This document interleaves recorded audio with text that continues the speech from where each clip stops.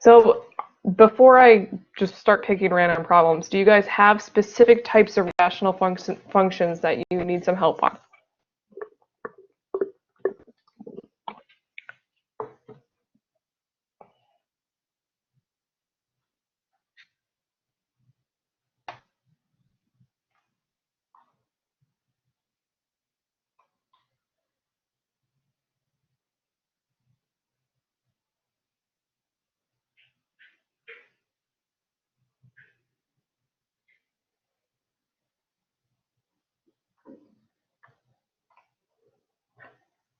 Okay, well, nobody's typing anything, so I will just start picking problems.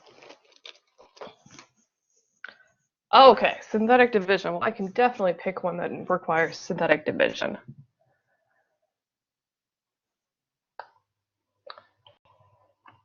Okay, here we go. So we have a function f of x equals 4x cubed over 2 plus 5x.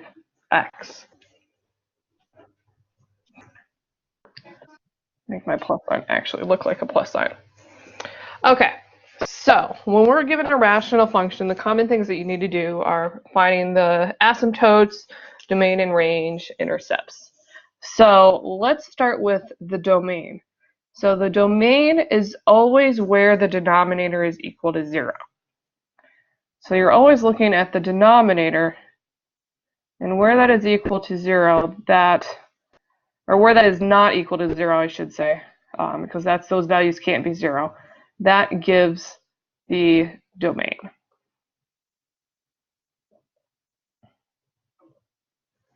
So our domain, it's always all real numbers except where the denominator is 0. So we set the denominator not equal to 0. So we have 2 plus 5x not equal to 0. And then we solve this for x, the same way you would solve if you have it equal to 0. So I need to get the x by itself, so I'm going to subtract 2 from both sides, which gives me 5x is not equal to negative 2. And then we divide both sides by 5. We get x is not equal to negative 2/5.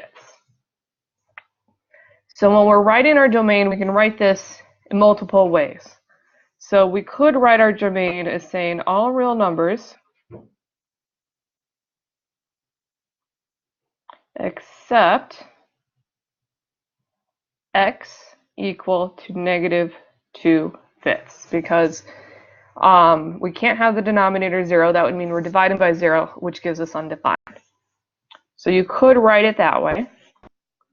You could also write it in what's called set builder notation, where you have a curly brace, you have x, you have a vertical bar, which stands for where, basically. So we say x where x is not equal to negative 2/5. So that's just saying all values for x except negative 2/5, if that's one way you could write it. And you can also write this in interval notation, which is written with negative infinity to negative 2/5. And we can't include negative fifths because that's not something that's allowed. So we have a parenthesis. Then we have a union symbol, which combines this with the other part, which is also negative 2/5 to infinity. So that is basically saying all numbers except for negative 2/5. So if you were thinking about this, you'd have like a little circle at negative 2/5 on your number line, and then we have everything else included. So we have to have a little gap there. And that union basically takes the two pieces and combines them together. So those are the 3 different ways that you could write your domain for this particular problem. So you can choose whichever method makes sense to you. If you're going on to pre-calc, I recommend the interval notation method, this method, because that's how you're going to see things in pre-calc. So I would get used to doing it that way. So once you find the domain, the next part is the asymptotes, the horizontal and the vertical asymptotes. So when you're finding the vertical asymptotes, basically what's excluded from the domain is vertical asymptote. So it basically also comes from the denominator, and where that is equal to 0, that gives your vertical asymptotes.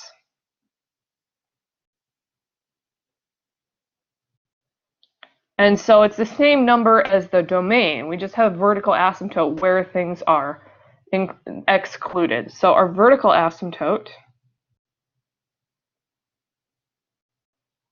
so if we're not allowed to have x equal to negative 2/5, and that means our vertical asymptote is at x equals negative 2/5. So it's that same value that's not allowed in the domain, that's where the vertical asymptote is. Next part would be the horizontal asymptote. And the horizontal asymptote has to look at the whole thing together. So I'm going to rewrite it so that we can put everything, so you can see all the horizontal asymptote work at the same place here. So it's just it's going to be y equals, and then I'm going to rewrite our function. So we have 4x cubed. And I'm going to put the x part first in the denominator, so that would be 5x plus 2. So I'm just rearranging that so that we have everything written from standard form, the highest exponent down to the lowest. So we have to look at the degree of the top and the degree of the bottom. So the degree of the top is the highest exponent, so that would be 3. So on the top, we have a third degree polynomial. And in the denominator, we have something that's linear, no exponent on the 5x, so that's assumed to be a 1. So the top has degree 3, the bottom has degree 1. Whenever your degree of the top is greater than the degree of the bottom, we have to do long division or synthetic division, depending on what is in the denominator.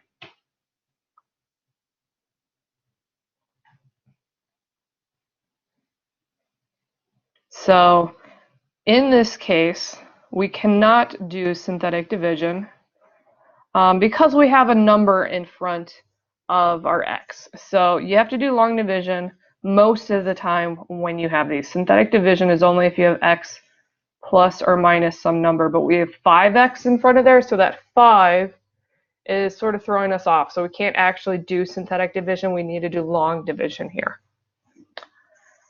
So when you do long division of polynomials,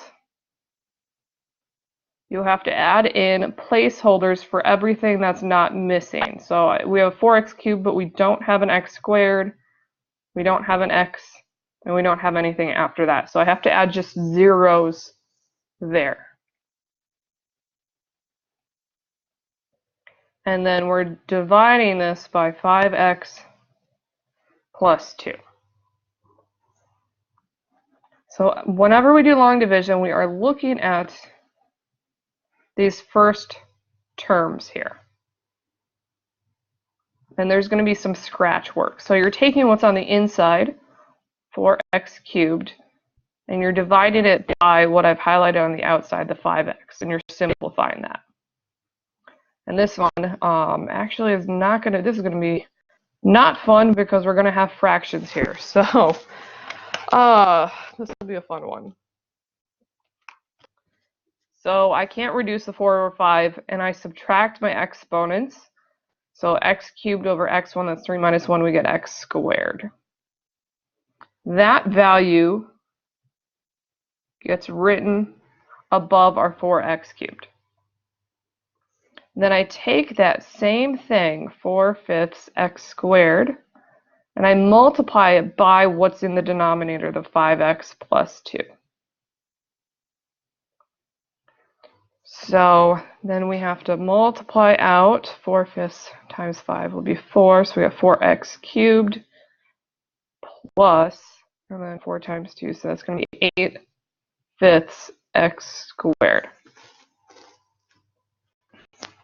And what I get there, I write underneath my first two terms here. And then we're subtracting everything, so everything changes sign. So I like to circle these so that I remind myself that I have changed the signs there. And then you add vertically, or you combine them together. So 4x cubed minus 4x cubed is 0. Then we have 0x squared minus 8/5 x squared. So we get 8/5 squared. And then I'm going to drop down a 0x. Now, you lost the writing. Okay, not sure why. Let me pull that back up.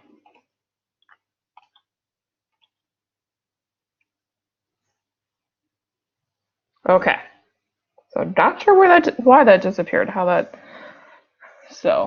Okay. So now we want to repeat the process with the negative 8/5 x squared, first term in the next thing that we have in the bottom. So, and this is where it's going to get really, I just chose the first problem that I saw in the textbook, and this happens to be an annoying one to do.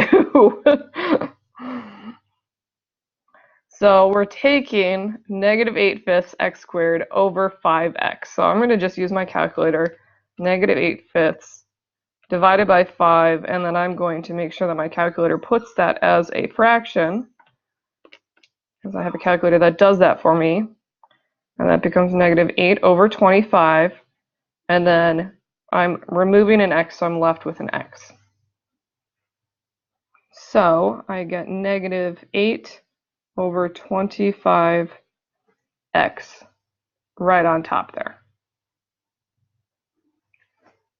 Now I need to take that negative 8 over 25x, and I multiply it by what's in our denominator, the 5x plus 2. And that will give me negative 8/5 x squared plus, or minus, because it's a negative, minus 8 times 2 is 16, so that's 16 over 25x.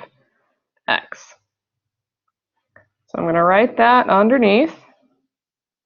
Negative 8/5 x squared minus 16 over 25x.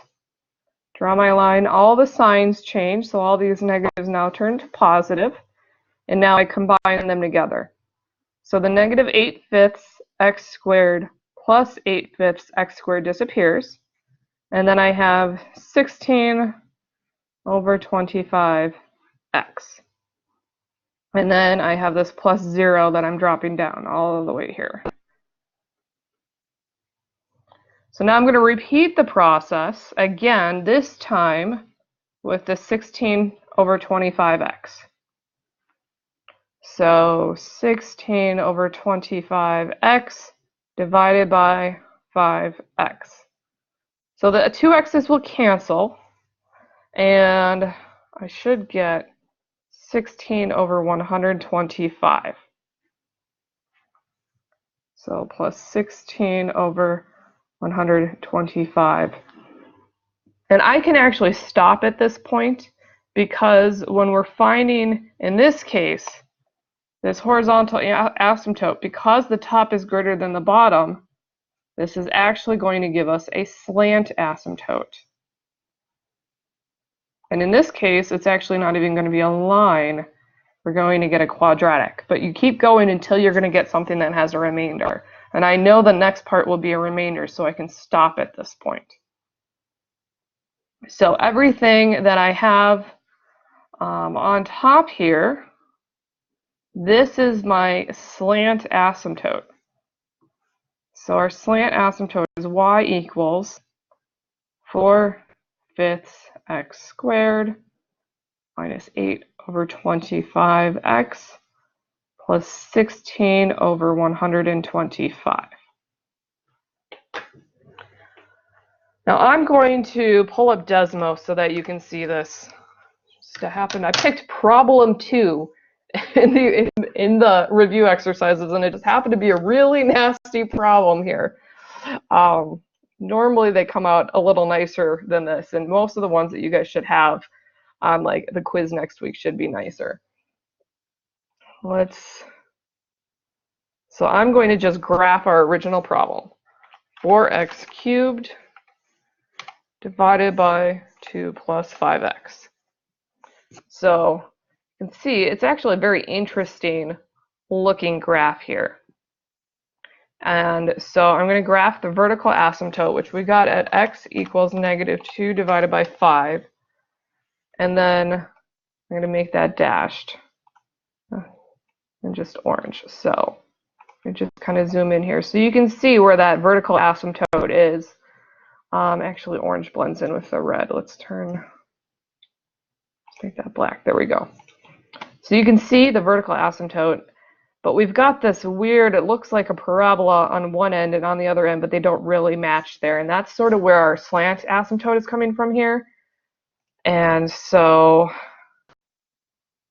enter in y equals 4/5 x squared minus 8 over 25x plus 16 over 125. And then since this is also an asymptote, I'm going to make it dashed.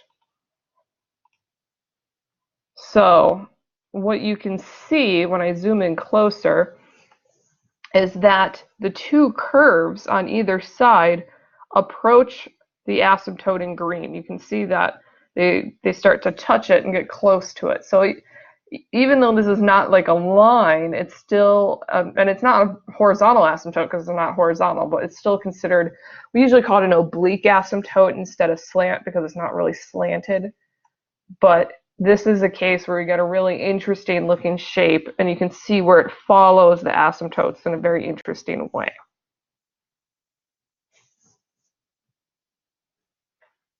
So that is, let's see if I can find a different example that's not as complicated as that one.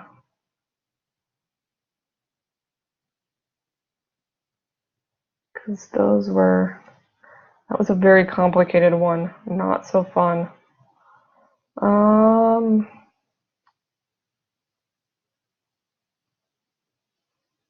Okay. I'm going to do another one of these. Oops.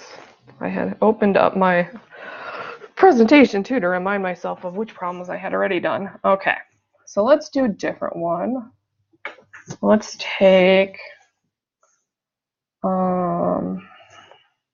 f of x equals x squared. Let's see. X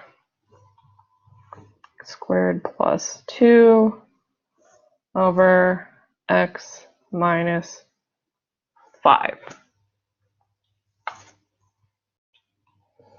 So this is the same sort of situation. The degree of the top is greater than the degree of the bottom. Now let's go through everything. Let's do the vertical asymptotes, the domain, all of that stuff. So the domain is where the denominator is not equal to 0. So x minus 5 is not equal to 0. So when you add 5 to both sides, you get x is not equal to 5. So you can write that. If we do the interval notation for those people that are going on to pre-calc, that would be negative infinity to 5. You're a union symbol to combine the two ends, and then 5 to infinity. For everyone else, if you want, you can use set builder notation, and you can write it like this, where it's just x, where x is not equal to 5. Our vertical asymptote is at that location we're excluding. So that would be at x equals 5. Now the horizontal asymptote, in this case it's going to be another slant asymptote because the degree of the top is 2 because there's a quadratic there, and the degree of the bottom is 1 because it's linear. So whenever the top is greater than the bottom, we're going to have that slant asymptote. And because the bottom is in x minus 5. So there's no number in front of the x, unlike this original example here that had a 5 in front. Here there's no number, so we can do synthetic division. So our denominator is x plus or minus a number. So that means we're going to use synthetic division here.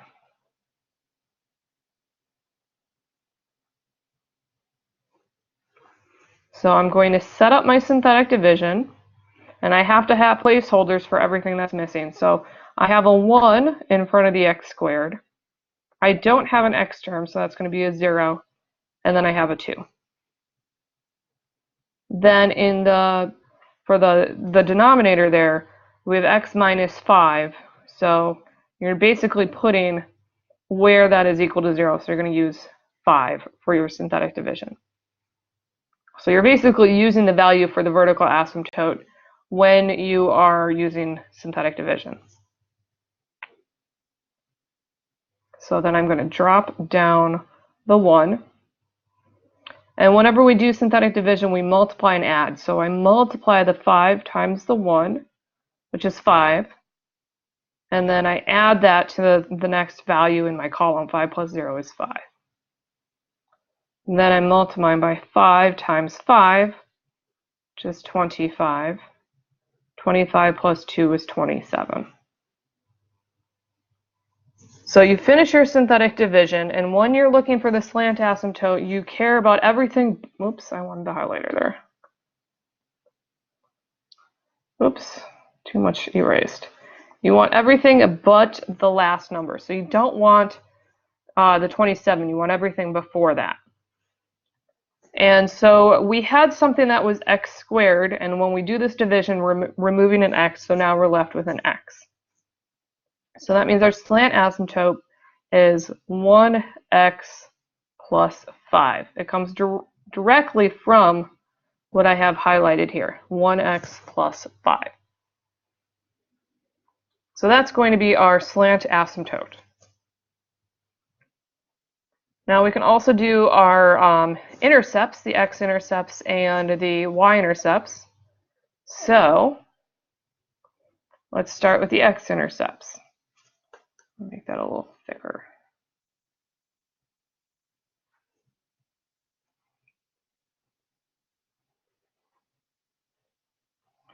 So you find the X intercepts by taking the top of the fraction, the numerator, and setting that equal to 0. So the top of our fraction is x squared plus 2. So we're going to have x squared plus 2 equal to 0, and then you solve for x. So we're solving a polynomial here. We're finding the zeros of this polynomial. So that's from last week. So because I just have an x squared, I can subtract the 2 from both sides, which gives me an x squared equals negative 2. So then we're solving for x, so we're going to take the square root of both sides. And so I have x equals, and I always get a plus or minus when I'm taking the square root and I'm solving, square root of negative 2. So the square root of a negative is always an imaginary number, so we get plus or minus I, and then the square root of 2. Now if you get an imaginary number when you're solving for the x-intercepts, that means that there are no x-intercepts. There are zeros, but there are no x-intercepts. So terminology is very important if it's asking you to find the zeros versus the x-intercepts. So we got something that was imaginary, so no x-intercepts. But we do have 2 zeros for this. I square root of 2 and negative I times the square root of 2. So x-intercepts have to be able to be graphed, but zeros do not. Zeros are just wherever that top is equal to 0.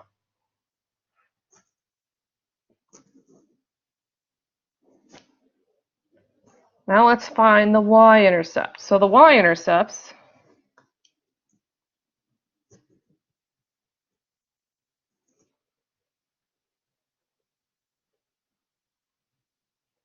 y-intercept is where x is equal to 0.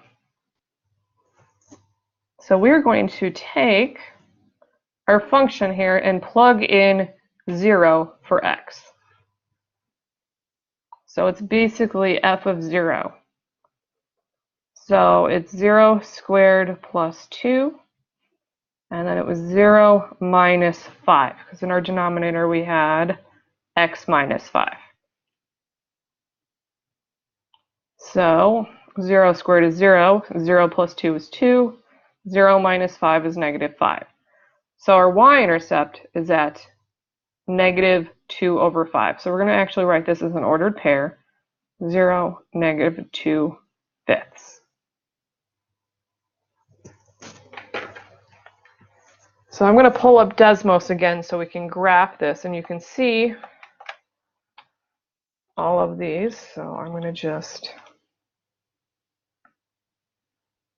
let's graph. We have x squared plus 2 divided by x minus 5. Okay, and I'm going to zoom out here. There, so you can see the whole thing. So we've got these two sections, and you can see that there is a slant asymptote. There does have this nice slant here.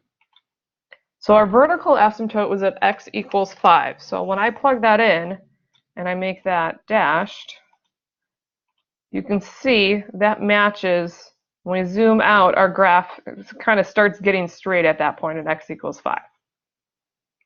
The slant asymptote we found was 1x plus 5.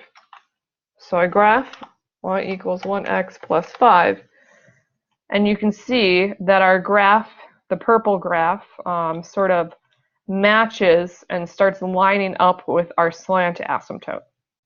So when you zoom in, it's not there, but as you start zooming out or going further away, it starts getting closer and closer to those two asymptotes. So we found there was no x-intercept, and if actually you zoom in, we can see actually that it gets close to the x-axis, but it doesn't actually cross the x-axis. It gets very close. But it does hit the y-axis. So I can touch on my purple, and it says it's at negative 0.4, which is actually the same as negative 2 fifths. So if I hover over the dot that I hit, that is the y-intercept. So that is basically sort of analyzing and kind of graphing a rational function when you have a slant asymptote.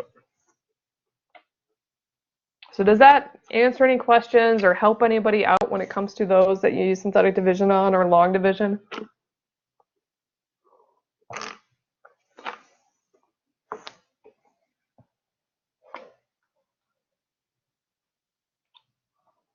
I can pick one that doesn't do one of those. Let's see.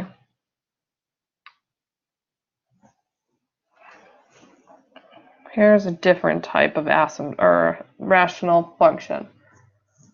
X squared plus x minus 2. Yeah. Kinziana, do you have a question? I'll just finish writing my problem, but then I will happily answer your question.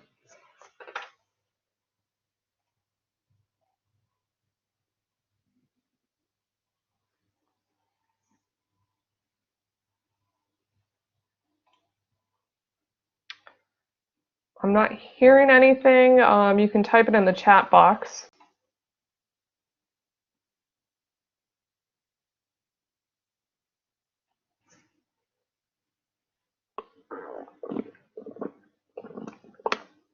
Oh, you're experimenting with the buttons. Yeah, you can be fun like Brad over there, who's using all these emojis, or happy as he's called himself today. How did you figure that out? Because I saw that you briefly turned on your webcam, and I'm like, oh, that's Brad. Oh. Trying to be sneaky over there.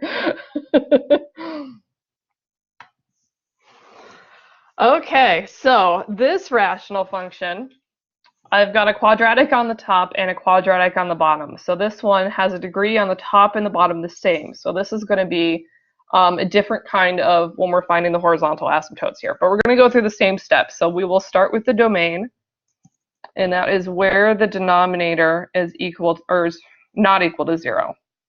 So I have x squared minus 4x plus 4 is not equal to 0. So whenever you have something that's quadratic with that x squared, you need to either use the quadratic formula or factor. This factors, so I'm going to factor this to solve it. It factors to x minus 2 times x minus 2. So x minus 2 times x minus 2 does not equal 0. So you can always double check when we're multiplying the last terms. Negative 2 times negative 2 gives us a positive 4. Negative 2 plus negative 2 gives us the middle term of negative 4. So these are actually the same thing. So we're only going to get one value excluded from the domain here because they're the exact same thing. Because I can just write this as x minus 2 squared not equal to 0. So when I'm solving this, I just say that x minus 2 is not equal to 0, which gives us x cannot equal 2 because you add that 2 on both sides. So you can write our domain as negative infinity to 2 union 2 to infinity, or you can write it with x where x does not equal 2. And then that gives us our vertical asymptote, and that's at 2, so that's x equals 2.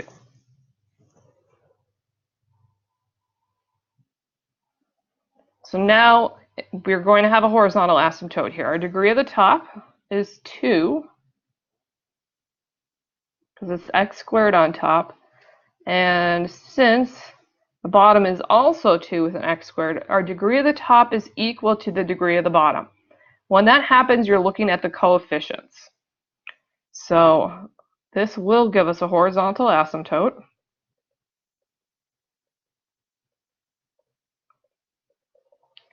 And so our degree of the top is equal to the degree of the bottom.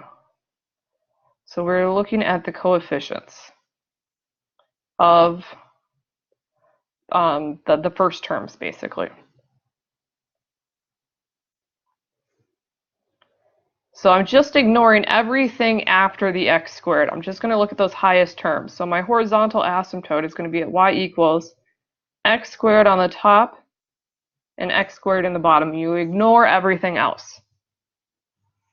And so we just have 1's in front of there. There's no actual coefficients there, so we assume it's 1. And the x squareds cancel, and you just have 1 divided by 1. So our horizontal asymptote is going to be at y equals 1.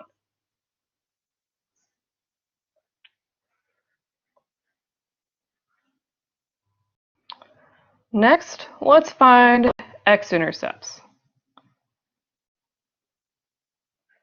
So the X intercepts are where the top is equal to 0. And so on top, we have x squared plus x minus 2 equals 0. So x squared plus x minus 2 equal to 0. And this factors. So this does factor to x plus 2, x minus 1. So the 2 times negative 1 gives you the negative 2. 2 minus 1 gives you 1, which is the coefficient of the middle term.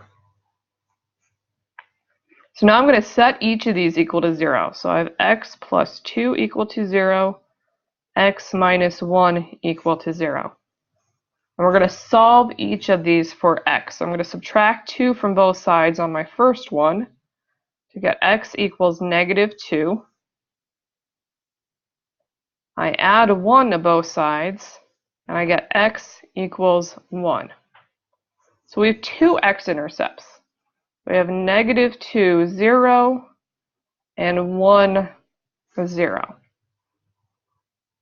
So it's actually going across the x-axis twice, So if I was to visualize it, it's probably going to look something like this, or it might be in the other direction. It might go something like that, but with some slants and asymptotes and other things going on. But I know it's going to be going through those two parts at some point.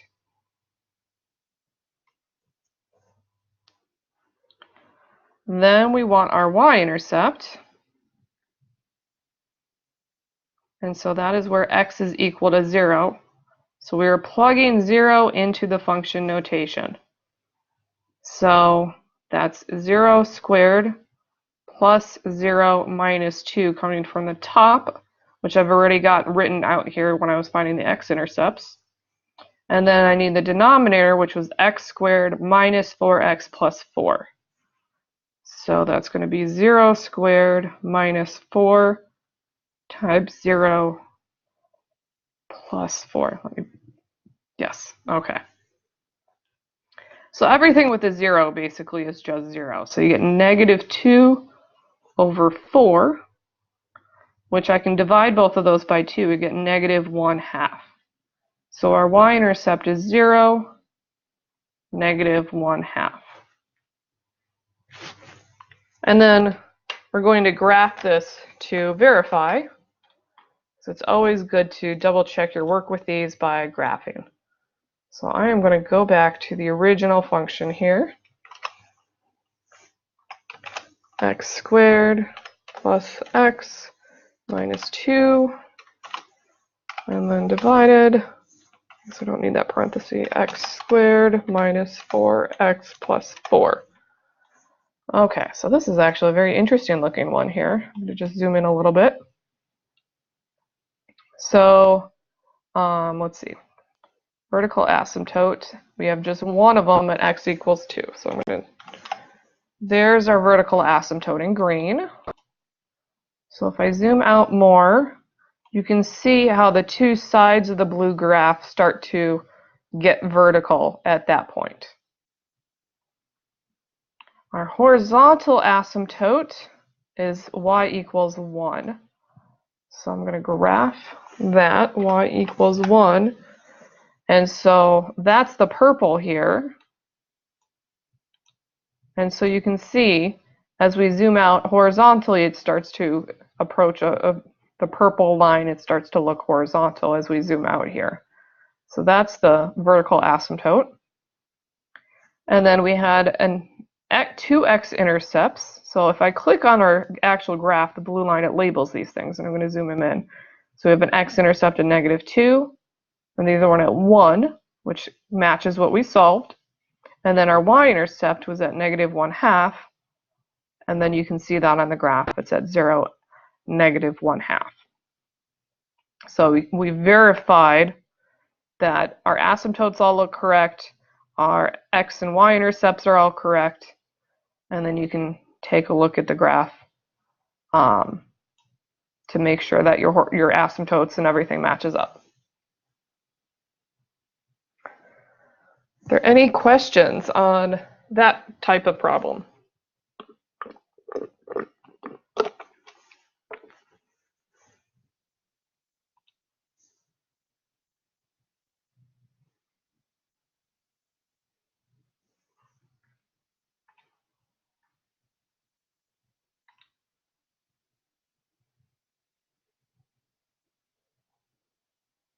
Okay, is there a different type of asymptote you want me to kind of do? Do you want me to do one where the degree of the top is smaller than the bottom? I can do one of those. I could do another one where the degree of the top is equal to the degree of the bottom. What do you guys want to see?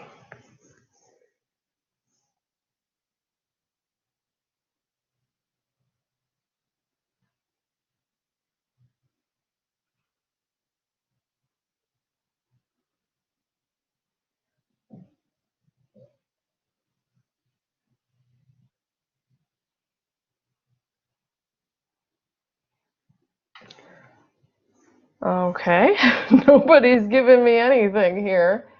I'll just pick some. I'll pick another one where the degree of the top is equal to the degree of the bottom, and we'll just look at the asymptotes.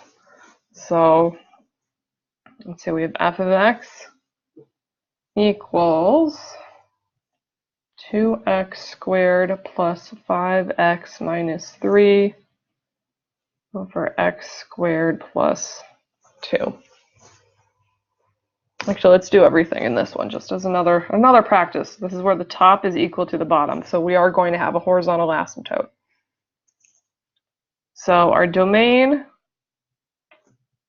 is where the denominator is equal to 0 or is not equal to 0. So x squared plus 2 is not equal to 0. I'm going to subtract 2 from both sides. And we've seen this before, where we have x squared is not equal to negative 2. And I'm going to take the square root of both sides, and I'm going to get an imaginary number here because I'm taking the square root of a negative. So I'm going to get a plus or minus I, and then the square root of 2. If, or I have the not equal sign there. So if you got an imaginary number here for the domain,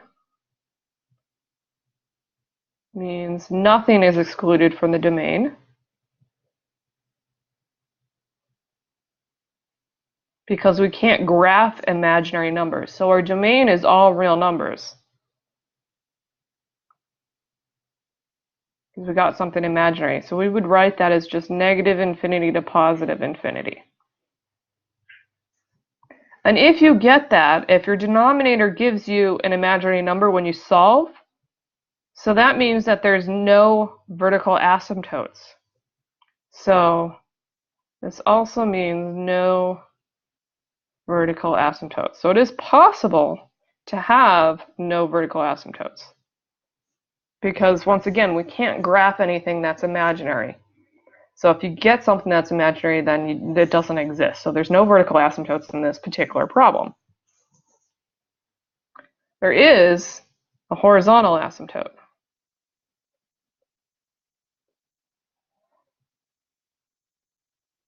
So let me spell that better. The degree of the top is squared. The degree of the bottom is squared. So they have the same degree. Degree of the top is equal to the degree of the bottom. And so we're looking at the coefficients of those highest terms.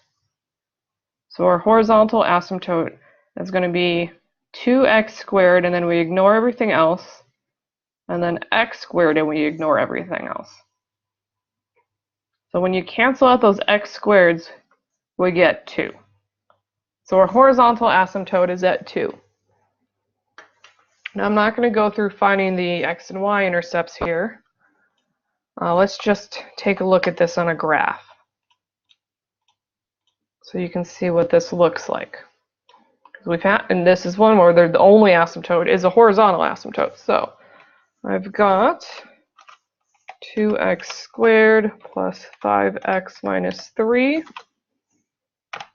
divided by x squared plus 2. So you've got this interesting looking graph here.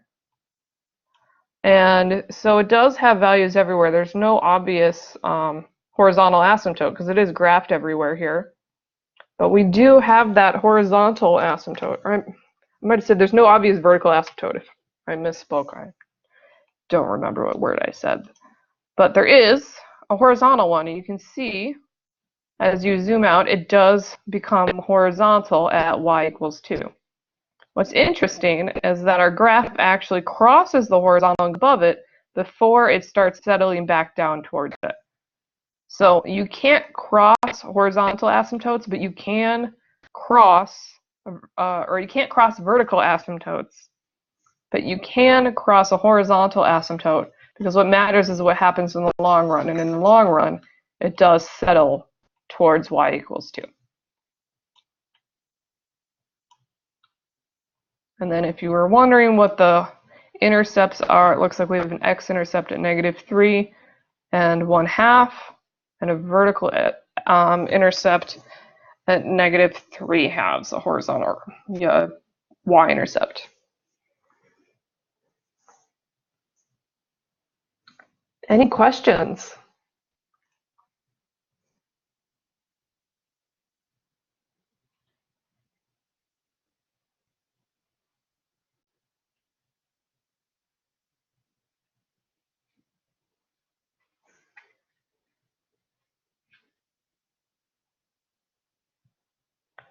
Okay, you guys are very quiet now.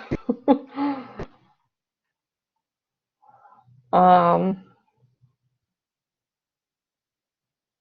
think this pretty much covers, I mean, I don't think there's really, I mean, the only other thing is when the top is smaller than the bottom.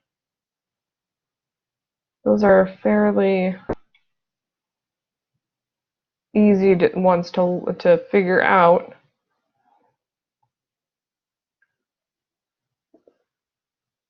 But I think the ones that people that struggle with the most are the ones where the degree is equal to the top and the bottom, and then the ones where you have to do the long division or the synthetic division.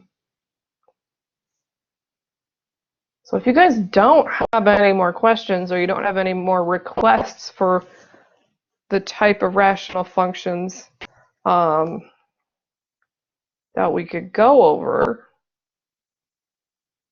I think this is about it. I think I've gone through all the weird situations that you could potentially see.